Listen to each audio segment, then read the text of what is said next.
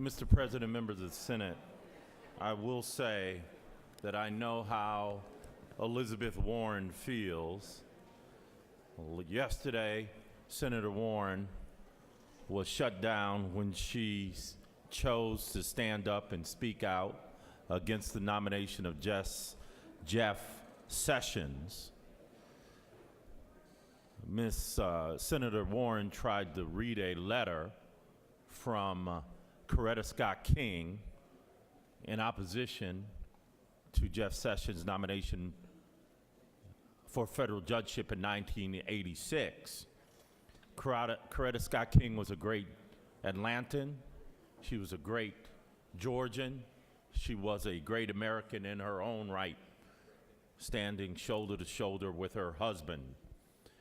And I want to, as my time allows me this morning, to read the statement that she wrote and presented to the U.S. Senate Judiciary Committee on Thursday, March 13th, 1986.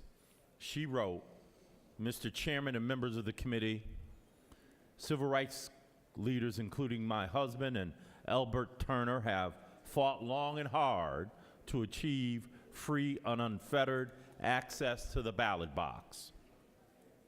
Mr. Sessions has used the awesome power of his office to chill the free exercise of the vote by black citizens in the district he now seeks to serve as a federal judge. This simply cannot be allowed to happen. Mr. Sessions' conduct as U.S. Attorney, from his politically motivated voter fraud prosecutions to his indifference toward criminal violations of civil rights laws, indicates that he lacks the temperament, fairness, and judgment to be a federal judge. The Voting Rights Act was and still is vitally important to the future of democracy in the United States. I was privileged to join Martin and many others during the Selma to Montgomery March for Voting Rights in 1965. Martin was particularly impressed by the determination to get the franchise of blacks in Selma and neighboring Perry County. He wrote, and I quote, "Certainly no community in the history of the Negro struggle has responded with the enthusiasm of Selma and her neighboring town of Marion, where Birmingham depended largely upon students and unemployed adults to participate in nonviolent protest of the denial of the franchise. Selma has involved fully 10% of the Negro population in active demonstrations."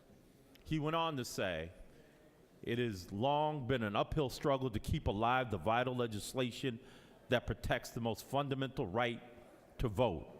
A person that is Jeff Sessions, who has exhibited so much hostility to the enforcement of those laws and thus to the exercise of those rights by black people, should not be elevated to the federal bench.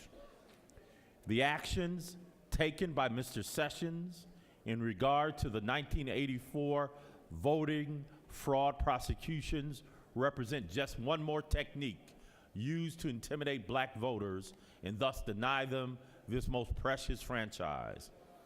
The investigations into the absentee voting process were conducted only in the Black Belt counties where black people had finally achieved political power in the local government.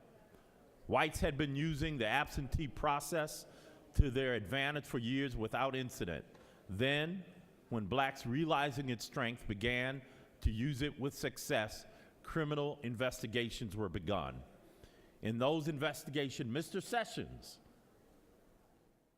as U.S. Attorney, exhibited an eagerness to bring to trial and convict 3 leaders of the Perry County Civic League, including Elbert Turner, despite evidence clearly demonstrating their innocence of any wrongdoing. Furthermore, in initiating the case, Mr. Sessions ignored similar allegations of whites, choosing instead to chill the exercise of the franchise by blacks by his misguided investigation. In fact, Mr. Sessions sought to punish older black civil rights activists, advisors, and colleagues of my husband, Dr. Martin Luther King, who had been key figures in the civil rights movement in the 1960s. These were persons who, realizing the potential of the absentee vote among blacks, had learned to use the process within the bounds of legality and taught others to do so. The only sin they committed was being too successful in gaining votes. Mr. President, how much time do I have? I gotta think you are way over time. You're over. I just want to make sure. No, you're already over. I thought he said 10 seconds. No, you're over. Okay. Oh yeah. All right, then I'll on. close, Mr. President.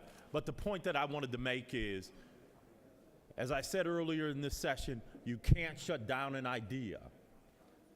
You stop one debate, you create 1 million debates.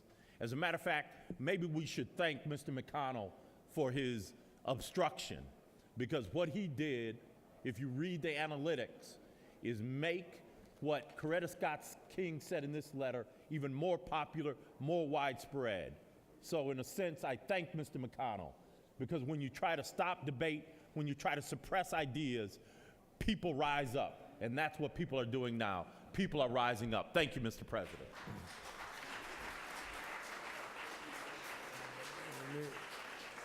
Let me remind those in the gallery that you're there to observe. So many times I like to clap as well, but we want to keep decorum going on in the Senate. The chair recognizes Senator from the 7th.